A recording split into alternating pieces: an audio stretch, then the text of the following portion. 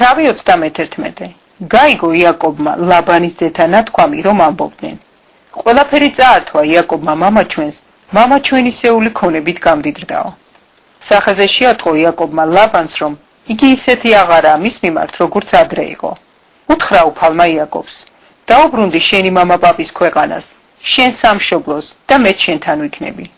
გაგზავნა კაცი იაკობმა და მოუხმო რახელსა და ლიას ველად ფარასთან. უთხრა მათ, სახეზე შევატყვე მამა თქვენს, რომ იგი ისეთი აღარაა ჩემს მიმართ, როგორიც ადრე იყო, მაგრამ მამა ჩემის ღმერთი თან მახლავს მე. თქვენ იცით, რომ ძალღონი არ დამიშურებია მამა თქვენი სამსახურისათვის. მამა თქვენმა კი მომატყუა და 10 გზის შემიცვალა გასამრჯელო, მაგრამ არ დაანება ღმერთმა ებოროტნა ჩემთვის. როცა იტყო და დაწინწკლულები იყოსო შენი გასამრჯელო, ხატულებს იგებდა მთელი ფარა. წაართვა ღმერთმა საქონელი მამა თქვენს და მე მომცა. ფარისახურების დრო იყო. ავახილე თვალი სიზმარში და ვხედავ. აჰა ვაცები ფარას რომ მახდებიან, სულ ხატულები, დაწინწკლულები და ჭრელები არიან. მითხრა ღვთისანგელოზმა სიზმარში, იაკობ, მიუგე, აქა ვარ. მითხრა, ახილე თვალი და შეხედე. ყველა ვაცი ფარას რომ მახდება ხატულაა, დაწინწკლულია და ჭრელია, რადგან ყველაფერს ვხედავ, რასაც ლაბანი გიკეთებს.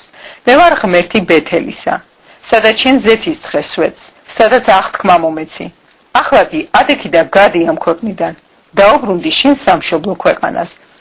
მიუგეს რახელმა და ლიამ და უთხრეს, კიდევ გვიძევს რაიმე წილი და სამკვიდრო მამა ჩვენი სახლში? განა უკვე უცხოები არა ვართ მისთვის, ხომ გაკვიდა და ჩვენი ვერცხლით შეჯამა. ამიტომაც მთელი ქონება ღმერთმა რომ წაართვა, მამა ჩვენს, ჩვენი და ჩვენი შვილებისაა. ახლა კი ისე მოიქეცი, როგორც ღმერთს უბრძანებია შენთვის. ადგა იაკობი და შესხა თავისი შვილები და ცოლები აქლემერზე. წაასხა მთელი თავისი საქონელი, მთელი თავისი მონაგები, თავისი საკუთარი საქონელი, ფადან არამში რომ მოიგო, რათა მისულიყო ისაკთან, თავის მამასთან ქანაანის ქვეყანაში. ლაბანი ცხვრის გასაპარსად იყო წასული და რახელმა მოიპარა გერბები, მამამის რომ ქონდა. იაკობმა გული მოჰპარა ლაბან არამელს, არ გაუმხილა რომ გარბოდა მისგან. გაიქცა და ყველაფერი თან წაიღო, რაც კი გააჩნდა.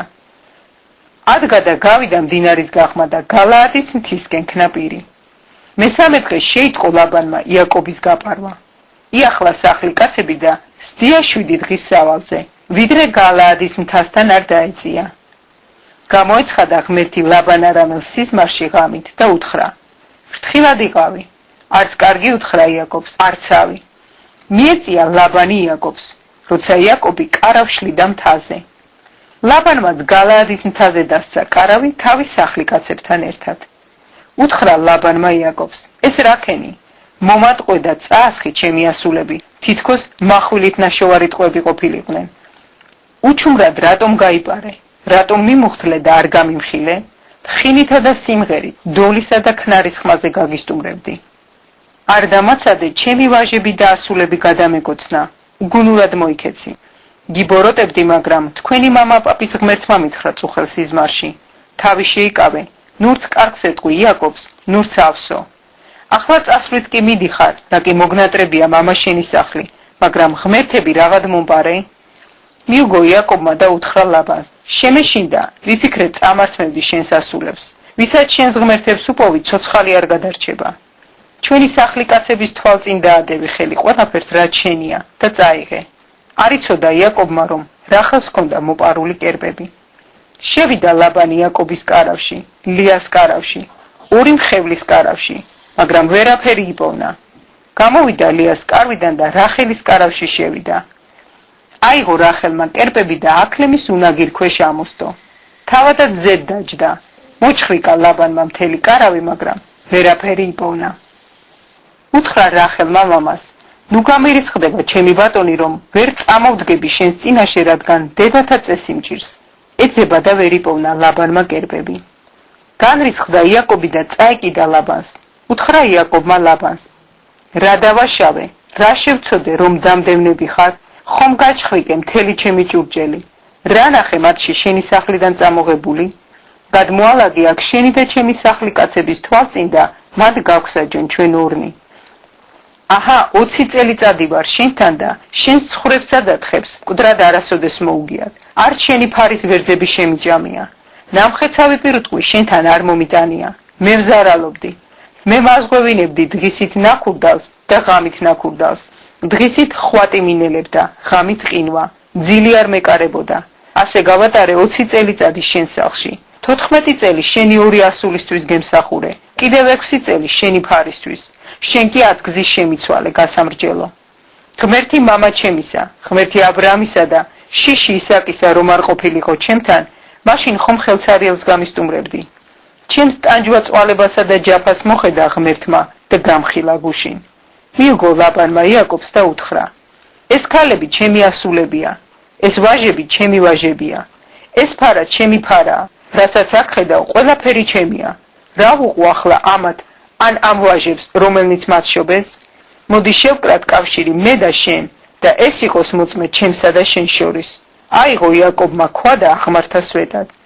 უთხრა იაკობმა თავის სახლიკაცებს: მოაგროვეთ ქვები. მათაც მოიტანეს ქვები და გორა დააყენეს. ჭამეს იქ იმ გორაზე. უწოდა მას ლაბანმა იეგარ საჰადუთა, გორა მოწმობისა. ხოლო იაკობმა უწოდა გალაადი, გორა მოწმობისა.